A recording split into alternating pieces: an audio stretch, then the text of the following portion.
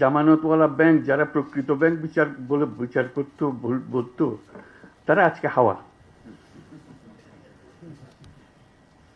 তারা কেউ নেই, তারা টাকা নিয়ে লোপাট, ব্যাংক শেষ। আর মাইক্রো ক্রেডিট পরিসংখ্যান আপনারা দেখতেছেন, পয়সা কেউ মারে নাই, কেউ পালিয়ে যায় নাই, সেগুলো প্রতিটি পয়সা আছে, তাদের জমা টাকা আছে, তাদের নিজেদের কাজ চলছে এবং নিজেদের টাকা নিজেরা চলছে। ব্যাংক কাকে বলবেন এখন? আপনারা বিচার করুন, ব্যাংক কোনটা? কাজে যেটা প্রকৃত ব্যাংক সেদিক দিকে আমরা নজর দিই না, আমরা কোনো রকমের বুঝ দেওয়ার মধ্যে করে যাই। যেটা নকল ব্যাংক সেটা নিয়ে আমরা সব ব্যস্ত, তোলপাড় করে ফেলছি সারা দুনিয়া। এই হলো পরিহাস, যেটার প্রতি আমি বারে বারে দৃষ্টি আকর্ষণ করছিলাম। এটা ব্যাংকিং না, ব্যাংকিংটা এইটা।